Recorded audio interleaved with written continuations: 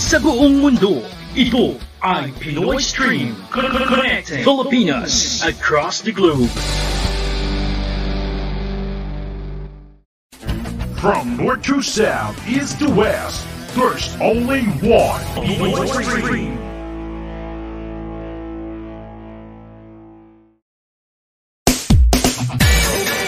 Kayo ay nakikinig sa himpilang makulang na Pinoy Stream Versatile Radio, spreading love across the Filipino nation. I-charge na ang inyong mga device at tumutok sa Pinoy Stream. Abangan ang live streaming ng mga Adonis at mga diwata na magbibigay sa inyo ng saya. dahil ikaw ang bida. Isa-shout out ka at may bonus pang request na kanta.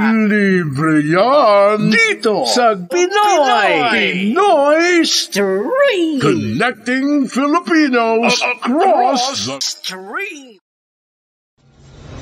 Broadcasting live, this is your Pinoy Stream on AL Worldwide.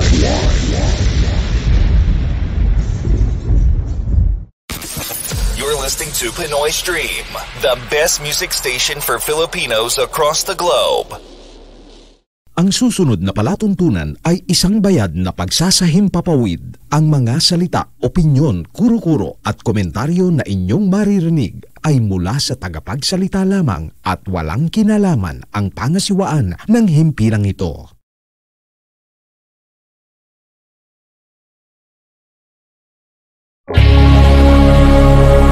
Tuklasin natin!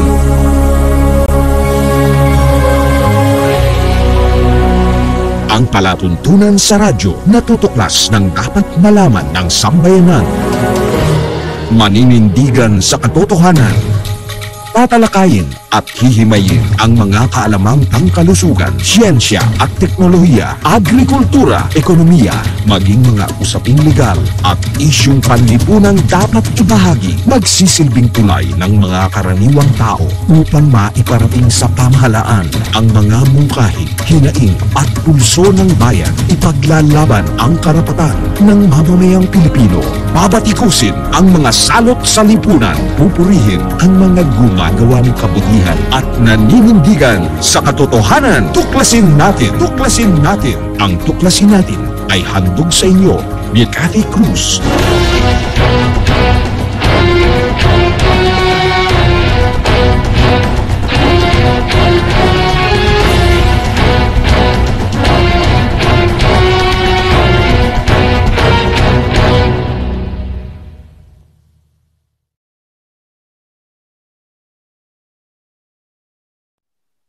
Diyos maray na banggi sa indong gabos na mga kabanwa, magandang gabi Luzon, Visayas at Mindanao, gayon din sa lahat ng ating mga kababayan sa iba't ibang panig ng mundo. Welcome sa ating palatuntunang tuklasin natin. Ito po ang inyong lingkod, Cathy Cruz, na makakasama ninyo sa loob ng isang oras. At syempre, sa lahat ng ating mga kababayan sa iba't ibang panig ng mundo, anuman po ang inyong ginagawa, saan man kayo naroroon, dalangin ko po na nasa mabuti kayong kalagayan. At sana po ay kung ano man po ang inyong ginagawa, lagi po kayong magdasal at nasa mabuti po kayong sitwasyon, ano man po ang nangyayari sa iba't ibang panig ng mundo. At syempre sa lahat po ng ating mga tagapanood, mag-text lamang po kayo sa 0915-258-4091 o mag-iwan po kayo ng mensahe sa ating pong mga Facebook page at YouTube accounts na mapapanood nyo po ang palatuntunan ng tuklasin natin. Mag-iwan po kayo o sundan nyo lamang po ang ating pong mga Facebook pages, BDT Radio Production at Katipunan Channel. Gayun din ang aking personal account na Miss Cathy Cruz. Pwede nyo rin pong bisitahin ang ating pong website, tuklasinnatin.com at syempre gayon din ang ating mga YouTube accounts. Hanapin nyo po ang Katipunan Channel at BDT Radio Productions. At anyway, ngayong gabi, katulad po ng pinapangako po namin sa inyo, ang segmento po ng Change the World na pinangungunahan pa naman po ni Alex Pura Encarnacion ay muli nating makakasama ngayong gabi.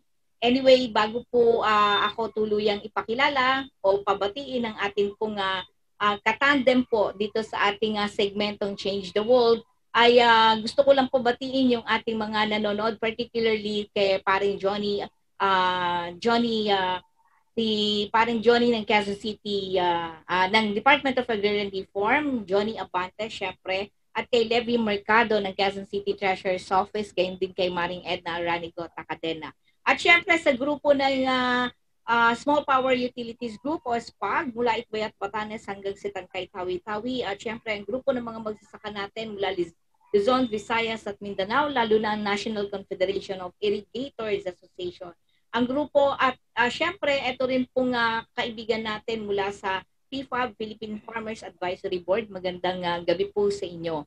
At di ko na patatagalin, mamaya na po tayo magkaroon ng batian at mga mensahe po ninyo na iiwan ay pipilitin po natin basahin dito. Anyway, Kuya Alex, kumusta po ba? Magandang gabi po. Kuya Yes, magandang gabi. Yes, magandang gabi po o araw sa buong Pilipinas o buong mundo. At sana nasa mabuti kayong kalagayan. Bagamat tayo nasa pandemic, ay mag-ingat po tayo lahat. Yun lang po. Anyway, Kuya Alex, marami ang development. Alam niyo po ba na meron na rin pong mga, nakikita ko po kasi sa mga Facebook, na meron na rin pong gumagamit ng Change the World. Hindi na lang po kayo. Pero ano bang kagandahan na kayo ay ang inyong itinutulak na Change the World na advokasya para po sa cashless environment? Kumbaga, kasi alam nyo, nakita ko nga po kasi may gumagamit ng Change the World na ngayon. Hindi na lang kayo, Kuya Alex. Pero ang maganda sa inyo, Kuya Alex, is that kayo ay rehistrado, may copyright na kinikilala ng National Library. Diba? Tama po ba ako, Kuya Alex? Correct po. Anyway, para sa iba pang mga detalyadong pagpapaliwanag, ipapakita ko po ang isang larawan po na ipinadala po ninyo at pwede nyo pong ibahagi ang paliwanag po dito. Saglit. Kayo'y nakikinig sa Tuklasin Natin. Okay.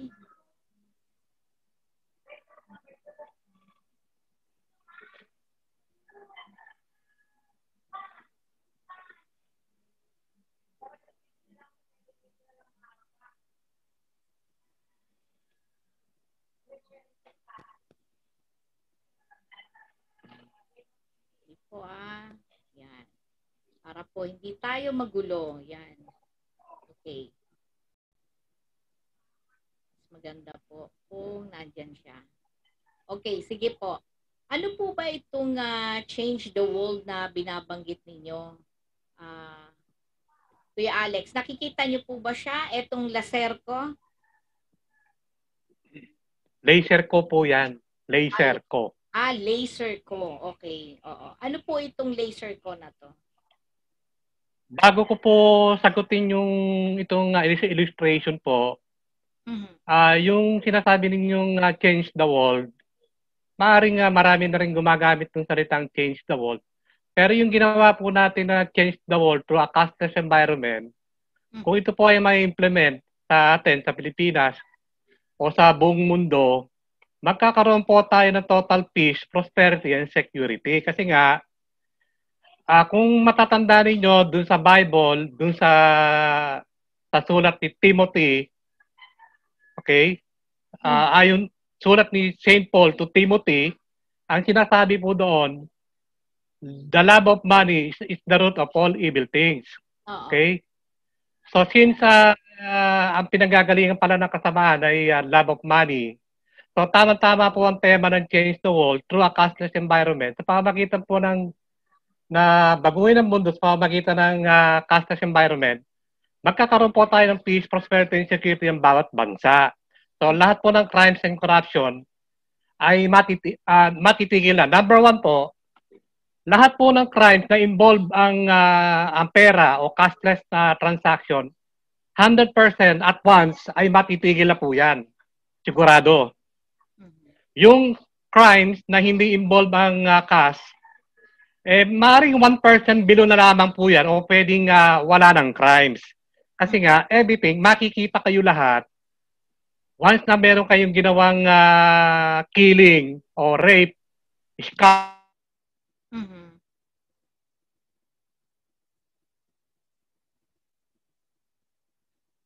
Hello, Kuya Alex. Nag-freeze po kayo.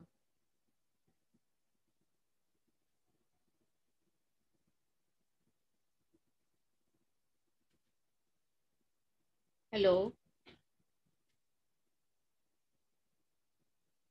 Okay. Naputol po kayo, Kuya Alex. Audio po ninyo.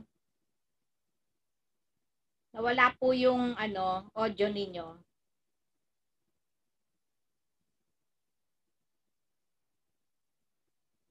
Nawala po. Hello, mic test. Okay. Hello. Go ahead, Kuya Alex. So yung sinasabi po natin, tutuloy ko, yung Change the World Through a Cashless Environment, lahat po ng crimes and corruption na involve ang pera, mawawala na po yan o titigil o maihinto 100% at once. Okay. Pero yung mga crimes na hindi involve ang pera, let's say merong killing o merong rape, siguro less than 1% na lamang po yan or pwedeng wala na. Hindi na pwedeng mawala na yung crimes na hindi involve ang pera. So yan po ang tema ng Change the World Through a Cashless Environment. Ngayon, papaliwanag ko po sa inyo itong binigay ko sa inyong laser ko.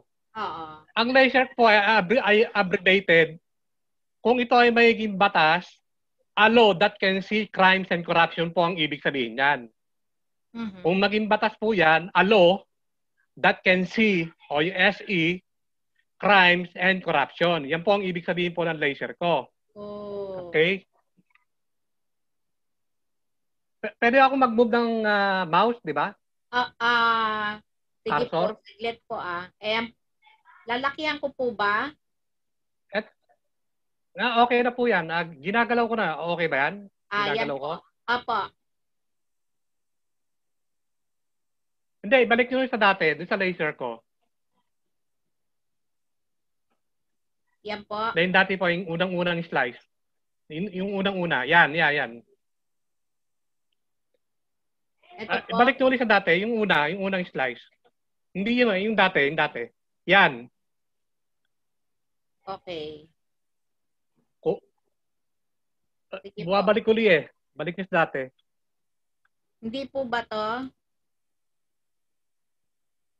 Hindi po yan, yung una. Ito po. Hindi yan. Yung kauna-unahan. Saglit po Maganda siguro kung kayo na lang po ang Meron po kayong merong nasa computer po kayo? Pwede ba yan? Opo, pwede po. Hindi, pwede na po sa inyo kayo naman, di ba? mag-share. Sige po, mag-share po Paano kayo. gagawin? Hindi, punta po kayo share screen. Nakita nyo po? May share screen po sa ibaba. Okay. Okay, sa baba po, may makikita po kayo share screen. Tapos, pwede po kayong mamili kung ano po yung pwede pong portion of the screen. Okay. Okay. Kung nahirapan. So, nasa yung file ko. Ano po ba yung una kong ipe-present? Sige po, para di na po kayo mahirapan. Nahanap po. Yung pong laser. Yung pong laser ko. Laser ko. Eto, nakikita nyo po yan.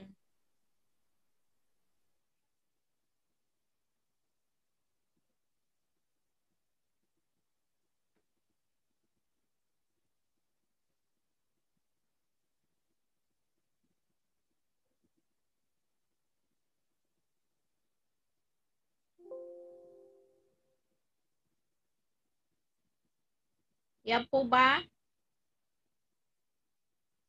O yung isa po? Nawala po audio ninyo?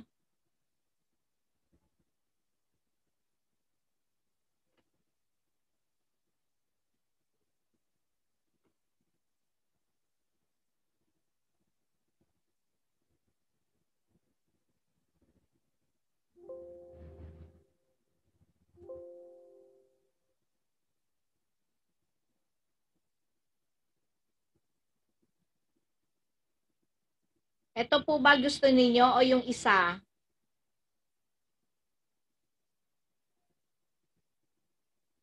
Ito. Wala po kayong audio, pakibuksan po yung audio ninyo.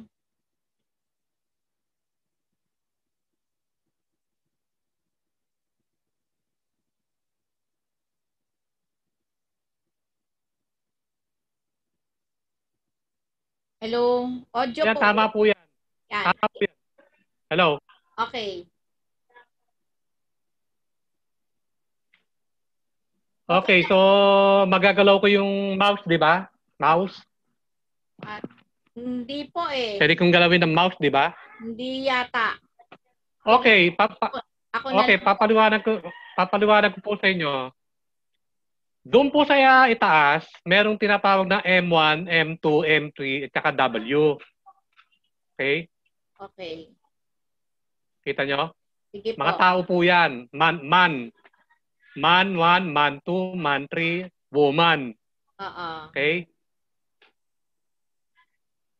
So lahat po sila, meron... Yan. Kita nyo po. Yan. Man 1, man 2, man 3, at saka woman. Okay. Audio po, audio. Nawala po kayo ulit.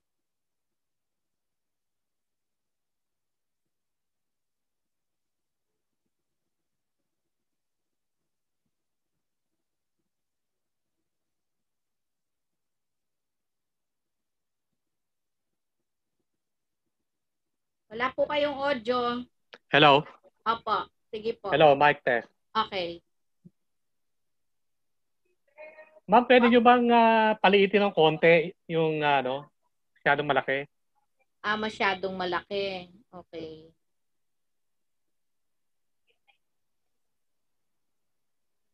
Ito po, okay na po ba yan? Oh, yan. Sentro nyo ng konti sa screen. Yan. Okay na po yan. Okay. Okay, meron po tayong M1 o yung itsurang tao, lalaki, M1, M2, M3, W. Okay. So, ang symbol po niyan, mga tao po yan. Lalaki, babae. Tapos meron po tayong bidirectional arrow. Okay? Tapos sa taas po, meron po tayong ENCASAT o satellite. Tapos sa baba po, meron dalawang big arrow, bidirectional arrow. Ang nakalagay po, store, supermarket, wet and dry market, mall, o sidewalk. Tapos sa baba pa rin po, meron tinatawag na bank o bangko. Tapos meron pong Department of Food at saka yung satellite po. Doon sa kanan po, meron pong private offices, factory, government, and government-owned and controlled corporation. Ano po ang ibig sabihin yan? Sa cashless environment po, since wala na po tayong pera involved o wala na pang physical banknote, so makikita nyo, meron pong symbol yung M1 ng merong card, okay? Bawat tao po merong card o credit card, debit card, or pwede rin smartphone. Kung sakaling bibili po siya sa store, makikita nyo doon sa malaking bidirectional arrow, so made-debit po siya doon sa bangko. Kaya meron ding arrow doon papunta sa bangko. Okay. So,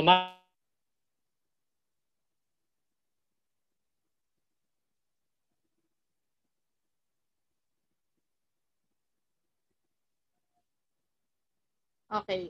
Nawawala po kayo. Yung audio po ninyo.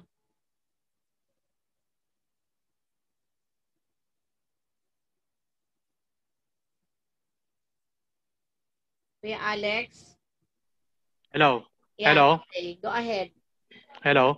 Sige po.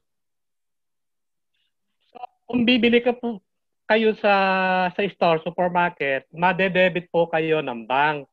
Okay? Ngayon, dun sa bank, meron ding directional arrow na papunta sa Department of Good and Truth. So, sa Change the World po, magkakaroon po tayo ng creation ng isang department. Siya po yung mamamahala ng lahat ng buying and selling, lahat po ng transaction, lahat po ng crimes na nagaganap o magaganap pa, dadaan po yan sa Department of Good and Truth. Sila po magmo-monitor niyan. Katulad po ni M1 at ni M2. Halimbawa, meron silang transaction ng illegal drugs. Okay?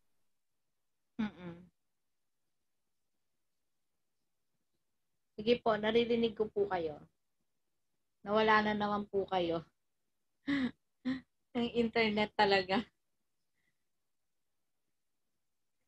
Nawala na naman Hello? po kayo. Okay po. Nawawala-wala po kayo. Sa internet po ba yan? Yes, internet ma'am. Hindi naman to totoong packet wifi lang ito eh. Kaya pala. Okay, sige po. Okay.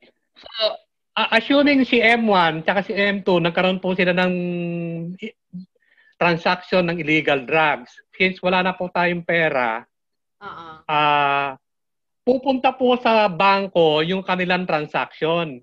Si M1 nagbenta, so ibig sabihin, magpapasa po siya ng credit kay M2. Okay? Okay. So makikita po yun ng bangko na nagkaroon po ng transaction, si M1 nagpasa ng credit kay M2. Okay? So si M2 tatanggap.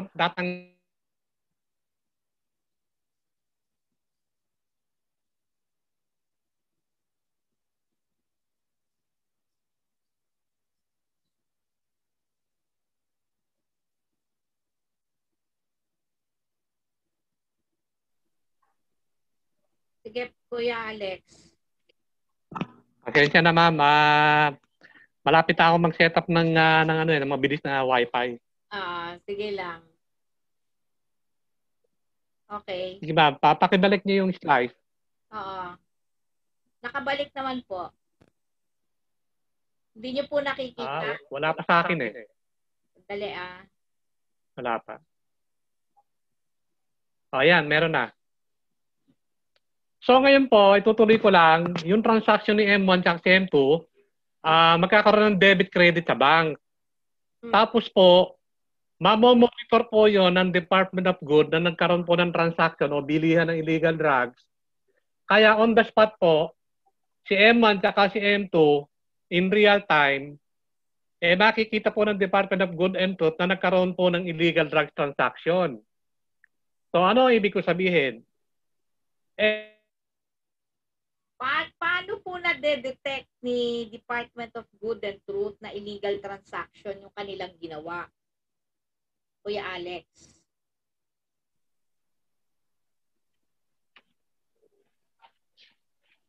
Okay, nakuha nyo, ma'am? Oo, nakuha ko pero paano po malalaman ng Department of Good and Truth na illegal transaction ang kanilang ginagawa?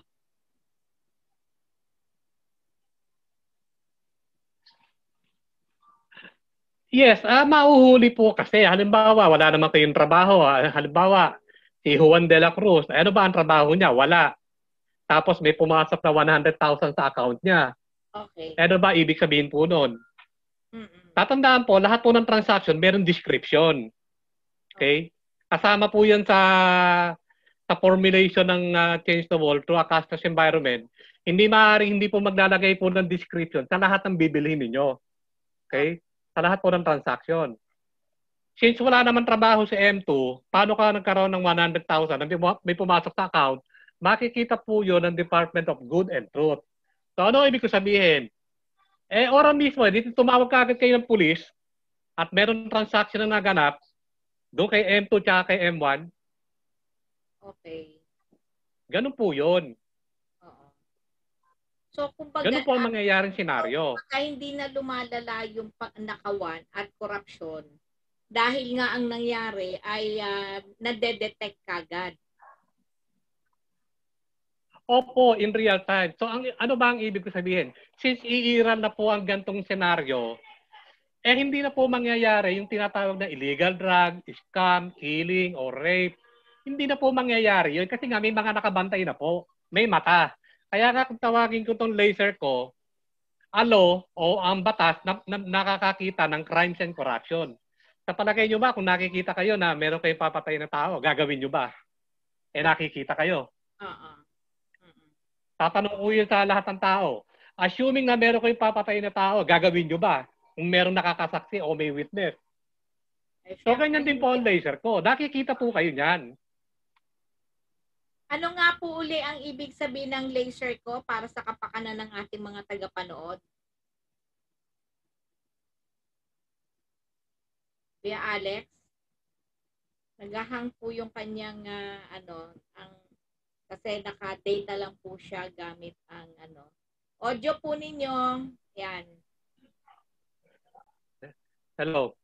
Opo. So, ano kaya nga po, ma'am, napakaganda po. Kuya Alex. Kung maging batas, that can see crimes and corruption. Sa ngayon po, ang mga batas po natin nangungusap lamang. Okay? Tatandaan nyo, ang mga batas po natin ay nagsasalita lamang. Halimbawa, huwag kang magbebenta ng illegal drugs, huwag kang papatay, huwag kang mangre-rape. So, kinakausap po tayo ng batas na huwag kang gagawa ng labag sa batas. Pero ang problema po sa mga batas po natin, hindi po siya nakakakita ng crimes and corruption. Kaya malakas ang loob ng mga kriminal na gumawa ng labag sa batas kasi hindi sila nakikita. Okay. Okay? Sa loob po ng bangko, pag kayo pumasok sa loob ng bangko, hindi kayo po pwedeng magsisigaw doon o gumawa ng hindi maganda kasi nga may nakakakita sa inyong camera. Mm-hmm. Di ba? Tama mo ba? Oo. So, ganyan din po ang laser ko. In real time, halimbawa, meron naglalakad na babae sa madilim o this oras ng gabi. Sa batas po natin na nagsasalita lamang, pwede pong mangyari po yung karahasan o yung pang-rape o yung pagpatay. Kasi nga, hindi sila nakikita ng batas. Sa laser ko po, since nakikita na po lahat, yung victim at saka yung suspect, makikita na po sila ng laser ko. Ano ba ang ibig sabihin? Hindi na ako gagawa ng karahasan, hindi na ako mangre-rape, hindi na ako mapapatay ng tao. Yung pala, nakikita pala ako ng laser ko. So, ganyan po ang mangyayari sa bayan. Okay, Kuya Alex. Ito yung karaniwan na nangyayari. Ito yung actual na nangyayari, Kuya Alex. Usually, pag may gagawing krimen o may ginagawang krimen, ang mga may masamang pag-iisip, isa ang CCTV sa either tinatakpan nila para walang ebidensya o sinisira nila, sinasadya nilang sirain. So, paano kung ganun din yung gagawin? Detectable pa rin ba yon, Kuya Alex? Yes, kasi nga po, mandatory po na magkaroon po tayo ng mga sing-sing, ring, national ID, debit card. Diyan po nakasalalay yung monitoring ng satellite. Hindi po pwedeng tanggalin po yan. Oo. Kasi nga po, magkakaroon po tayo ng mga checkpoint po dyan. Hahanapan po kayo ng national ID, di ba? Yan ang purpose po ng national ID. Magkakaroon po tayo ng mga checkpoint. Hahanapan kayo ng national ID kung meron ba kayo o wala. Kasi nga ho, mandatory po yan. Kailangan nakasuot po yan sa tao. Dala-dala po yan ng tao. Yung sing-sing po, kailangan dala-dala po ng tao yan, pati mga debit card. So, dala-dala po ng tao yan. Yan po ang i-monitor po ng ating satellite. Okay. So, ang ano pala nun, Kuya Alex, kinakailangan pala nito ng talagang masusi at mahigpit na pagpapatupad ng batas kung ito ay isa sa batas na kinakailangan lahat talaga meron talagang either na may debit card o merong national ID o merong katulad ng sinasabi mo, sing-sing, na siya magiging parang passage mo. At yun ang parang certification mo na ikaw ay mabuting tao. Kasi kung wala ka nito, ibig sabihin, kriminal ka. Kasi ma'am, kaya nga ang purpose po ng national ID, ang purpose kasi ng national ID, para malaman ng barangay, kung kayo ba dayuhan ba to o hindi, o baka mamaya may bad records kayo, kaya tayo nagkakaroon ng national ID. Okay. Pero hindi po alam ng government natin, yan pong government ID, gagamitin din po ng laser ko yan.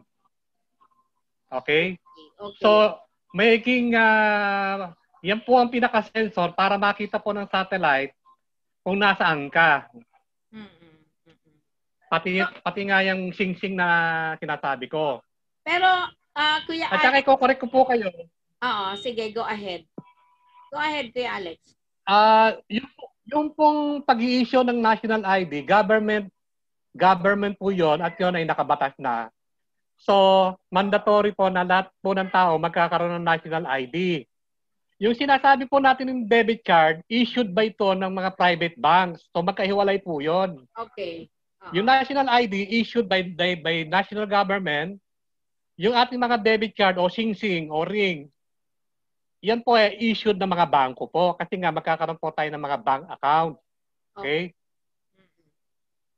So separate po yun. Hindi po yan magkasama. Kaya yung naunang yung interview nyo sa akin na yung national ID ay, kaya nga sabi ko, hindi po pwedeng ang national ID, ando doon lahat ang mga bank account and so on. Kasi nga, pag nasira ang national ID, baka hindi na kayo makabili o hindi na kayo makapag-transportation. Mas maganda pag nasira ang inyong national ID.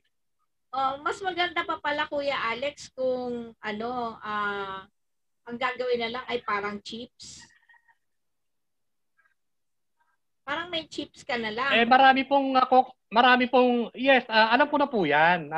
Marami pong kokontra dyan. Kaya ang gagamitin po kasi natin, debit, credit card, o kaya sing-sing and smartphone. Okay. For every transaction po. Okay. Pinaka-worst na po yung yung sinasabi ninyong microchip sa katawan. Okay. Kung ang mga tao talaga hindi susunod. Okay. Kasi nga yung microchip sa katawan, hindi na po mawawala yun. Oo. So, sino po ang mga ngasiwa ng Laserco na ito? Is it through executive order o ito ay through batas? Kuya Alex. It's either executive order po yan ng presidente or isang batas po yan kasi nga po ito po ay napakalawak. Napakalawak po nito. Sinasaklaw po nito ang lahat ng mga batas at nangingibabaw po sa lahat ang laser ko. Kasi sasakupin niya po lahat Finance, investigation, police, COA, BIR, lahat po ng ahensya ng government, sasaklawin niya po lahat. Okay. Ito pong Laserco, ang mag-handle nito ay ang newly created department, which is the Department of Good and Truth. Ayon sa inyong proposal, Kuya Alex. Yes, tama po. Government pa rin po yan. Isang ahensya po yan ng government na mayroong secretary. Na composed of, ang suggestion ko po dyan, mga may karunungan at saka hanggat maaari, mga Christian po ang ilalagay po dyan. Okay. Christian and at the same time, they are professionals. Either they are in, tama po. In, ano bang industry ito? Sabi na natin sa engineering, electronics and communications engineer, di ba? Yes, tama po kayo. Meron criminology, meron sa engineering po, meron sa finance. Kasi nga involved po dito ang pera, yung mga transaction. So pagdating po sa crimes, corruption, kailangan din po dyan ng mga criminology, maaaring abogado rin. Pero ang number one pong prerequisite, hanggat maaari, ang gusto kong mangyari dyan, sila po ay may takot sa Diyos. Okay.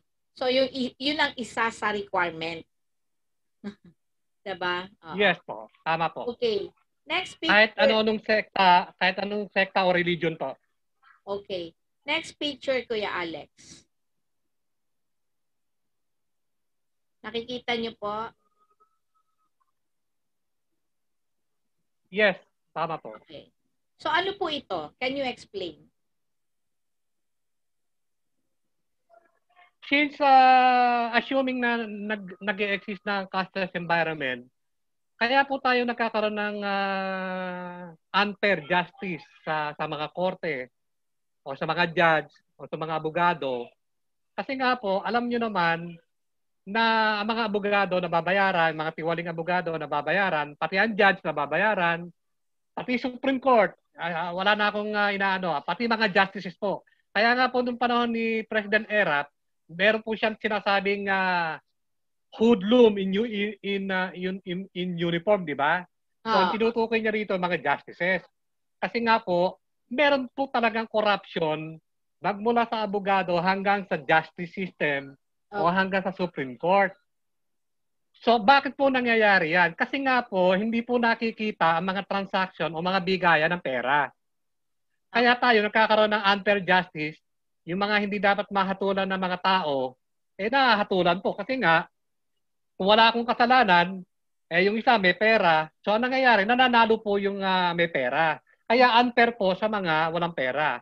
So, sa cashless environment po, o sa laser ko, hindi na po pwedeng mangyayari yan kasi si attorney o yung dalawang attorney at yung judge po, makikita po na meron papasok na pera sa kanilang mga bank accounts. Okay? So, ano ba ang ibig ko sabihin? Kung may pumasok na 100 million kay judge o 100 million kay attorney, mahuhuli po yung dalawang yan o yung tatlong yan o si Justice o ang Supreme Court, mahuhuli po. Okay. So, ang mangyayari po, iiral po yung tamang true justice system natin. Mahuhuli dahil madedetect kung saan galing yung pera. Kasi nga po, di ba cashless environment na po tayo, meron na po tayong sariling mga bank accounts. Si Department of Good and Truth po, makikita po, halimbawa si Attorney 1 at si Attorney 2, nagkabayaran sila, hindi po papasok sa bangko ang kanilang mga transaksyon. At the same time, makukuha po ng Department of Good and Truth yung information na meron pumasok na pera sa kanila. Tatandaan niyo po, Ma'am Cathy, meron po tayong threshold. Meron po tayong threshold value. Kaya nga po, ito po ang sikreto ng laser ko. Lahat po ng tao, mandatory po, kapag napatupad na po ang cashless environment, mandatory, lahat ng tao, lahat po ng assets and liabilities, lahat po ng pera, cash, everything, jewelry, yan po ay one-time registration po yan sa Department of Good and Truth po. Okay. Kung halimbawa, meron po kayong asset na 10 million. Okay. Okay, meron po tayong default value. Yung Department of Good and Truth po, meron pong default value sa inyo. Mm-hmm. So meron ka pa lang ari-arian na 10 million. Okay, sige. So, once na meron lumampas na malaking pera po dyan sa 10 million na yan, questionable po kayo at maku-question po kayo ng ating gobyerno. Okay. So, bali, bago pala maisakatuparan yan, bukod dun sa binabanggit mo na bago maisakatuparan yung cashless transaction, kumbaga ang mangyayari, Kuya Alex, ay magkakaroon muna ng mass registration of assets and liabilities ang lahat ng Pilipino. Ganon ang mangyayari. Halos sabay-sabay na po yan eh. Once na naisabatas na po yung sinasabi kong sabay-sabay na po yan para after po na maisabatas po yan, kasama na po ang registration po ng lahat ng asset and liabilities ng lahat ng mga tao, jewelries and cash. Dito po mahuhuli upon registration kung kayo ay nagtago ng 1 billion o 2 billion. Kaya nga palagi kong sinasabi sa mga previous post ko na kahit meron kayong itinago na malaking pera in the past sa mahabang panahon, upon registration, mahuhuli po kayo lahat. Okay. Paano ibig mong sabihin na upon registration mahuhuli kayo lahat? Dahil questionable, bakit? Halimbawa ako, ang trabaho ko, halimbawa ay karpentero, pero meron akong 1 milyon. So, may kapangyarihan ngayon ng gobyerno para tanungin ako, saan mo nakuha, bakit nagkaroon ka ng 1 milyon? Karpentero lang naman ang trabaho mo. Ganun po ba ang ibig niyong sabihin, Kuya Alex? Wag na muna yung ganung example. Halimbawa ko yung local and national government. Servants. Okay. Sa local muna. Halimbawa, yung mayor, 1 term o 3 term natapos niya. At present system po natin, hindi po natin nakikita yung mga corruption na ginagawa po ng mga local servants, di ba? Oo. So, sa cashless environment po, magkakaroon po tayo ng registration. Bakit mo ire-register ang 3 billion mo? Okay. Ngayon, 2 bagay lamang po ang pwedeng mangyari dyan. Either i-register mo ang 3 billion mo or hindi mo na i-register. So, yung 3 billion mo, mapupunta na po yun sa basura. Wala na pong value yun kapag umiral na po ang cashless environment. Okay. So, mamimili po kayo doon. Either ipa-register mo. Pero pwede ba itong kunin ng gobyerno, parang i-sequester? Pag nalaman na meron kang ganong amount? Yes, tama po. Kasi nga po, questionable. Di ba ngayon di ba sa PhilHealth, di ba ang ginagawa po ng government natin ngayon di ba nagkakaroon po ng lifestyle check, di ba? Yes, yes. Kaya lang, hanggang lifestyle check lang yun, hindi na nga niya makita kung saan napunta yung pera. Baka meron dami account sa bangko, o nailipat na sa mga kamag-anak, yes, o naibaon na sa lupa. Yes, oo. So, hindi na po makikita yan, ma'am. 100% hindi na po makikita ang 175 billion na nakulimbat sa PhilHealth kasi nga po yan, naipasa-pasa na o naibaon na yan sa lupa. Okay? Either sa ibang tao o dummy account. Sa cashless environment po, lahat po ng asset natin o cash, kailangan i-re-register po yun, mandatory po yun. Ngayon, kung meron po kayong 3 billion at kayo ay isang term lamang sa pagka-mayor, iyan po, mag-iisip na po ang mayor, malamang hindi na niya i-register yung 3 billion niya at yun po ay mapupunta na po as parang basura na lamang. Yung 3, wala na pong value yun. Maniwala po kayo. Okay. Next slide po natin. Wait po, time lang natin. Next slide. Okay, check po natin yung next slide natin. Ito po.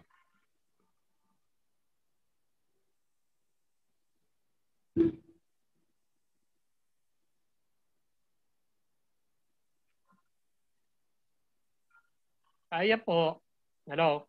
Opo. Naririnig ko kayo. Yes, dito po sa slice na yan, ang sabi, kung merong plano ng pag-attack, killing, or rape, makikita ang actual location, identity of the victim, and the suspect. Okay. So kung ganito ang sistema, ay maihinto na ang killing at rape. So dito po, hindi po involved ang pera. Okay. So merong pagpatay at merong rape. So hindi po involved ang pera. So makikita nyo sa illustration, hindi na po involved dyan ang bangko. Kasi nga wala naman transaction na naganap. Pero meron po tayong satellite. Meron po tayong satellite na makakakita po doon sa victim, doon sa suspect, yung oras ng yung place of crimes, date and time of crimes, at saka yung pangalan po ng victim at saka yung suspect, yun po ay naka-record na at naka-monitor na. So kung ganyan pala ang sistema ng ating government, kayo ba gagawin nyo pa ba yung ganyang pagpatay o pang-rape sa isang babae? Okay, Kuya Alex. Natural, hindi po. What if kung halimbawa ako, may planong pumatay o plano kong pumatay. Tapos, ang gagawin ko para hindi ako ma-detect, tatanggalin ko yung singsing. Bago ako pumunta doon sa lugar kung saan yung lugar ng papatayin ko. Paano yun? Madedetect pa ba ako? Kuya Alex? As I've said, nung nakaraan po, mandatory po na meron tayong national ID. Hindi po pwedeng aalisin yan sa inyong katawan. Yang ring po, kaya nga meron tayong mga checkpoint na gagawin dyan. Meron pong mga checkpoint na mangyayari po dyan. Oo. Kasi kaya po ako nagtatanong sa inyo ng ganyan, Kuya Alex, kasi alam naman natin ngayon na maraming matigas ang ulo at lalo na kung ikaw ay nag-iisip ng hindi maganda sa kapwa mo, lahat ng palusot gagawin mo. Di po ba?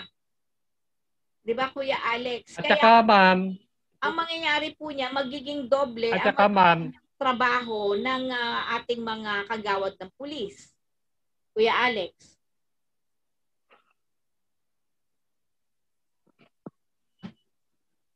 Ano po, yung paglalagay po ng mga checkpoint? Yung dagdag trabaho? Kasi sabi mo sa akin syempre, kung wala kang singsing, alibawa, kasi ganun kasi ang may masamang iniisip, Kuya Alex Yung ibang may masamang plano, tatanggalin niya lahat ng pwedeng mapagkakakilanlan niya. Ganun naman lagi ang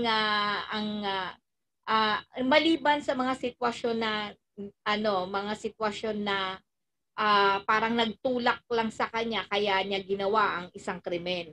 Pero kung talagang matagal niya itong pinagplanuhan, syempre kahit naman po mga hard killer, 'di ba? Hindi nga po natin kaya nga po maraming ayaw ng national ID system dahil yung iba ayaw dahil pwede silang ma-detect, pwedeng malaman kung sino sila. So, pwede kasing pwedeng hindi tanggalin nila sa katawan nila to katulad nung sabi mong national ID, yung singsing. Kung yung face mask nga po face mask at face shield, ang daming nahuhuli dahil hindi nakasuot. Di what more po ito? At lalo na kung may nag-iisip ng Sige, Kuya Alex. Bibigyan ko kayo ng halimbawa, no? Assuming na meron kayong gagawang karahasan at malayo naman, kasi hindi naman maaari hindi po kayo sasakay ng mga sasakyan di ba? Okay. Hindi naman maaari hindi kayo bibili sa tindahan. Okay. Kasi ang gamit-gamit niyo po diyan yung mga card o mga singsing o mga ring. Okay. Kung halimbawa ang layo po ng crimes 3 kilometro, sasakay po kayo. So kailangan gagamit po kayo ng national ID, smartphone o debit card para ipambayad sa tricycle o sa jeep. Kung kayo ay magugutom, bibili din kayo sa tindahan. Kasi nga cashless nga Okay. So paano nyo ngayon itutuloy yung paggawa ng crimes and corruption? Tapos may mga checkpoint pa. Nagkataon na meron checkpoint doon sa lugar na yon. Oo. Okay, nakuha ko na, Kuya Alex. Very good. Very good. Kaya ang mangyayari po, i-inculcate po yan sa mind ng mga tao before implementation po ng cashless environment. Magkakaroon po tayo ng training and education sa lahat po ng mga tao. Alright. Sasabihin po doon sa every barangay po na tayo ay nasa cashless environment na. Lahat ng transaction natin ay through smartphone na, through debit card, through ring. Since tayo ay nasa cashless environment na, hindi na kayo po pwedeng gumawa ng crimes and corruption kasi kayo ay naka-record, naka-monitor on the spot in real time. So lahat po yan, before implementation, i-inculcate po yan sa mga mind ng mga tao para alam po nila na meron pong nakakakita sa kanila for every crimes and corruption na gagawin.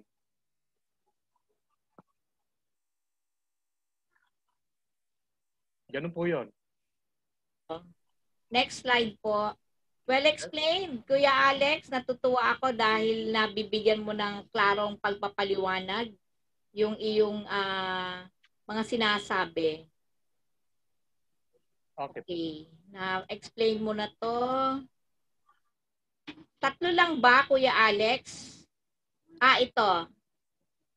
Ito, hindi mo pa na-explain to. Sige, go ahead, Kuya Alex.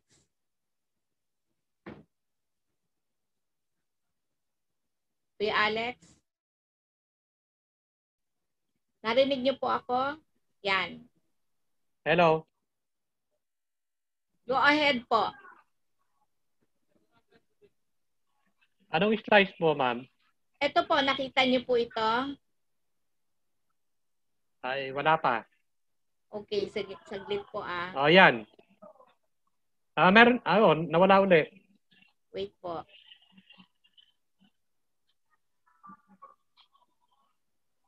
Yan, nakita niyo po yan? Okay.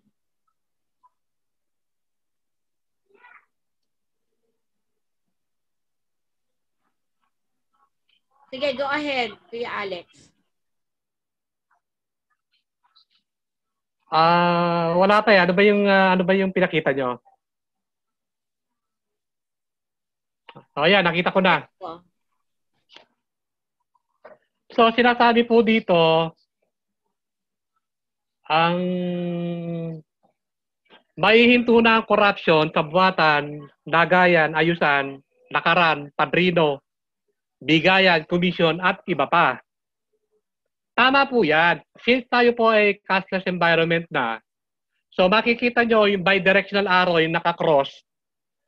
So, tapos meron pong government office, let's say, halimbawa, PhilHealth siya, no? PhilHealth. So, kung meron mang katiwalayan na nangyari sa PhilHealth po at tumanggap yung ng pera yung tao, makikita po yun, doon magkakaroon po ng transaction sa bank at makikita po ng Department of Good and Truth po. So, yun po yun. Pati satellite, makikita po sila. Okay. Ganun po pala. So, kasi nga po, wala na nga po tayong pera involved. Alam nyo, Ma'am Cathy, since tayo po ay cashless na, wala na pong gagawa pa, sabi nga sa inyo, 100% ng mga katiwalian, mga lagayan sa buwatan. Sigurado po yun, 100%. Maihinto na po, wala na pong gagalaw kasi nga meron pong nakakakita sa kanila. So, ganun po ang senaryo niyan. Okay. So, malinaw po maganda po yung inyong presentasyon at sana nga po pagtuunan nito ng pansin ang ating pamahalaan at maging mga babatas kasi walang kalusot-lusot kahit sila mismo pasintabi sa mga politiko natin at sa mga nag-iisip ng hindi maganda, no? Magnakaw, talagang wala po silang kalusot-lusot dito. Ang problema natin dito, Kuya Alex, gugustuhin ba nila ito na ipatupad? Kasi unang-una, talagang totally hindi na sila makakagawa ng kalokohan. Diba, Kuya Alex? Meron po ba kayong panawagan sa ating mga mababatas, sa ating pong pamahalaan? Go ahead, Kuya Alex. Actually, Mama, nag-iingay talaga ako sa Facebook na mapansin talaga yung laser ko. Actually, number 1 nga ako sa Attorney at Law, yung group ng Attorney at Law. Sa dami ng mga comments, sa dami ng mga posting ko doon. So, nag-number 1 po tayo dyan regarding po dyan sa how to eradicate crimes and corruption. Ngayon, nananawagan ako sa Pangulong Duterte, sana sa programang ito ay mapansin niya na makarating sa Pangulo yung ginawa nating solution formula kung paano totally mapapahinto ang crimes and corruption. Ito na lamang po, Pangulo, ang nalalabihan best solution kung paano mapapahinto ang crimes and corruption. At nananawagan din ako sa mga mambabatas na sana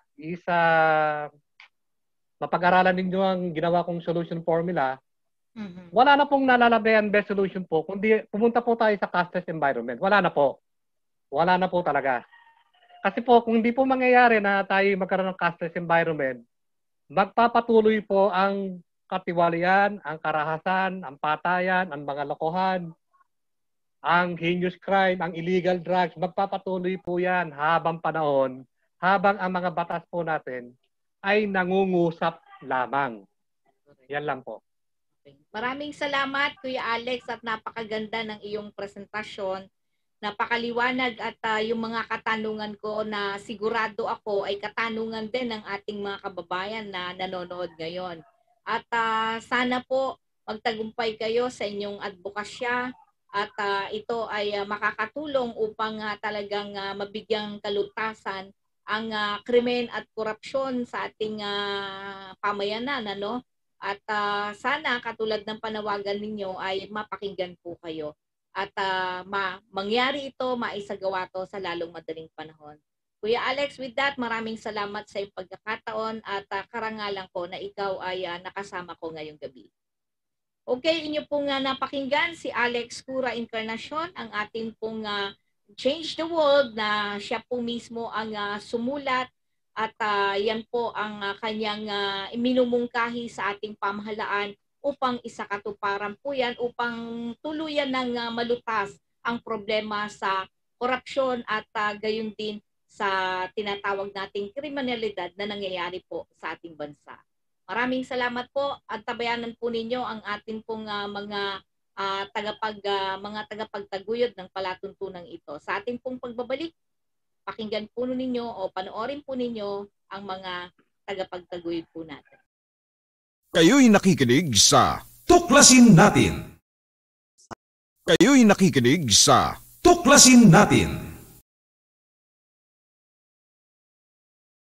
Sa programa Tuklasin Natin is huwag tayong mawala ng pag-asa.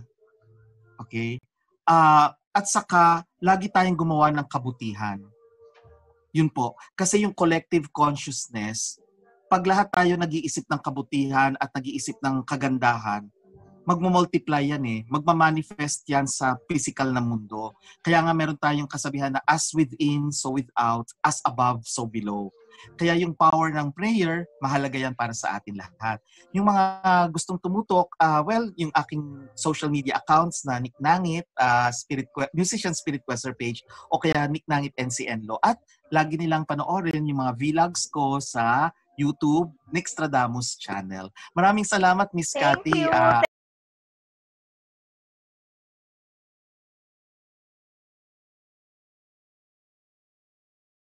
Kayo'y nakikinig sa Tuklasin Natin.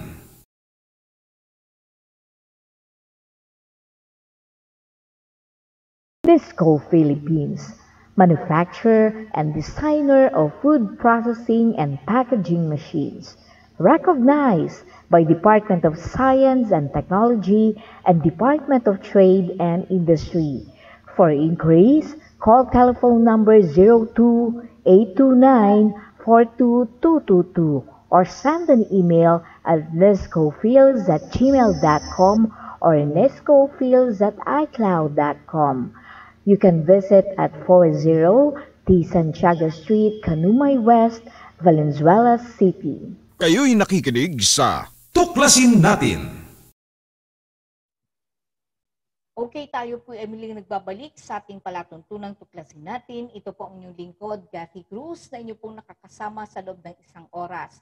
Inyong napakinggan si Ginoong Alexander Cura Encarnacion at ang kanyang mungkahi sa pamahalaan ay nagmula sa kanyang layunin na makatulong na malutas ang problema ng bansa sa kriminalidad at korupsyon. Katulad ninyo ay marami tayong katanungan. Pakikinggan ba ng mga opisyal at mangbabata si Ginoong Encarnacion maging ng ating Pangulong Rodrigo Duterte? Isa ang sigurado ko, hindi lamang si Ginoong Alex Encarnacion ang nais na maging maayos, maunlad at mapayapa ang bansa. Ngunit sino ang maninindigan para sa kapakanan at kabutihan ng mamamayan at hindi iisipin ng pansarili o pampulitikang layunin? Sabi nga ni General Luna sa isinapelikulang buhay niya, bayan o sarili, mamili ka.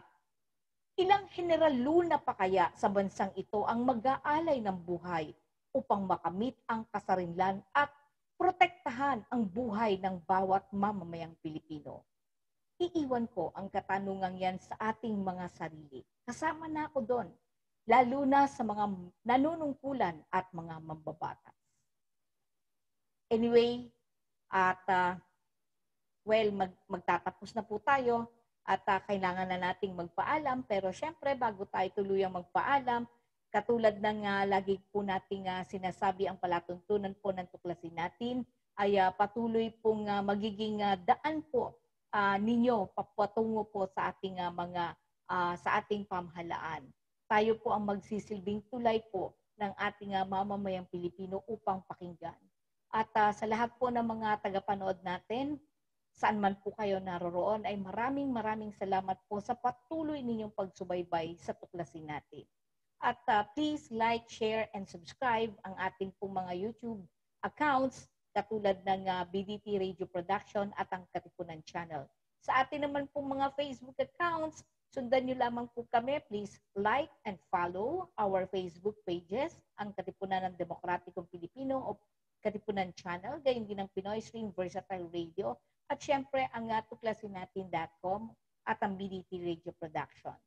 Sa lahat po ng mga nais po na may katanungan pa po kayo o meron pa po kayong nais na ibigay sa ating impormasyon o mungkahi po para lalo po nating mapaganda ang ating palatuntunan, mari po kayo magpadala ng sulat kroniko sa tuklasinnatin@yahoo.com. Anyway, hindi ko na patatagalin kasi kailangan na talaga nating magpaalam, pero gusto ko lang batiin yung ating mga masugid na taga-subaybay, ang ating pong mga tagapanood, si EJ Tapel Magdaraog. Uy, abangan niyo po ang ating pong panayam sa kanya. Maigse pero malaking maitutulong po sa inyo. At syempre kay Freddy Oradina at ang Quezon City Accounting Division na mga kaibigan natin dyan, kay Aida Marasigan at syempre kay Rosella Garcia, kay Yola de la Cruz ng NISCO Philippines. Hello, Ma'am Yoli. At syempre sa Small Power Utilities Group o SPAG, no? Mula Itbayat, Batanes hanggang Sitangkay, Tawi-Tawi. At sa pamilya Irabon ng Barangay Payatas, pamilya Pangilinan, and of course, kay Ma'am Corazon Baluyot at Roy Pahe ng National Power Corporation. Kay Manang Flores Stanislao ng Hulu Pilila Rizal at ang grupo pa rin ng National Confederation of Irrigators Association. Kay paring Levy Mercado at kay Nanay Rosalina. Hello, Nanay. Lagi po kayong, sana po ay patuloy kayong maging malakas at lagi po kayong manood at kulitin niyo po si Levy na panoorin po ako. Ha? At syempre, kay Tita Helen Puerto ng Coria, Quezon City, kay Tita Jovi Prudencio ng Project 3, kay Nelia Gutierrez ng Camarines Sur, at syempre sa lahat ng ating mga kaibigan mula sa Department of Agrarian Reform, lalo na kay Ma'am Glo Juliano, kay paring Johnny Abante, at syempre kay Yusek Emily Padilla, at kay Secretary John Castriciones. At sa ating iba pang mga kaibigan dyan, di ko man po kayo nababate, pero alam niyo po, ang aking pong puso ay lagi po kayong naalala sa lahat po ng oras. At alam niyo po, yung mga, lalo na po yung mga nakakasama ko, hindi ko man po kayo laging nababate, pero asahan po ninyo na hindi ko po kayo nakakalimutan. Siyempre, yung grupo pa rin ng ating Philippine Press Club na pinangungunahan ngayon ni Rafi Rico at kaila Ate Teresa ng DWWD, si Rolly Lakay Gonzalo, ang ating Pangulo ng National Press Club ng DWIZ. Si Attorney Nick Nangit, ang aking favorite, syempre. Pero anyway, napakabilis po talaga ng oras. Mukhang lumalagpas na po tayo, kaya kailangan po nating magpaalam na. Pero katulad ng layunin ng palatuntunan ito, patuloy naming tutuklasin ang dapat malaman ng sambayanan. Pero tandaan po natin, batay sa Saligang Batas ng Pilipinas ng 1987, Article 2, Section 9, na dapat itaguyod ng Estado ang makatwiran at dinamikong kaayusang panlipunan, natitiyak sa kasaganaan at kasarinlan ng bansa at magpapalaya sa sambayanan laban sa kahirapan sa pamamagitan ng mga patakarang nagtatakda ng sapat na mga lingkurang panlipunan, nagtataguyod ng pagkakataon na makapaghanap buhay ang lahat, umaangat na standard ng pamumuhay at ng lalong mainam na uri ng buhay para sa lahat. Muli na naman pong magpipinid ang aming palatuntunang tuklasin natin, naway magsilbing gabay at tulong ang makalamang inyong narinig at nag-iwan sa inyo ng pamatagalang kakintalan. Sama-sama po tayong manindigan sa katotohanan nang hindi po tuluyang mawasak ang ating lipunan. Cathy Cruz po, ang inyong nakasama sa nakalipas na isang oras. Sa ngalan po ng pamunuan ng Katipunan Channel ng Pinoy Stream Versatile Radio, kami po ay lubos na nagpapasalamat at maraming salamat sa pag-agapay ng ating mga technical staff, lalo na kay Ver Archivido at Roxanne Suba. At syempre kay Professor Butch Valdez, kay Levy Mercado ng Pinoy Stream Versatile Radio, at syempre kay sa aking kaibigan na si Jovi de Guzman at si Victor Salonga. Kami po ay pansamantalang magpapaalam at nagpapasalamat na sinamahan niyo kami sa loob ng 1 oras dito sa ating palatuntunang tuklasin natin hanggang sa susunod na pagtatanghal. Magandang gabi po sa inyong lahat.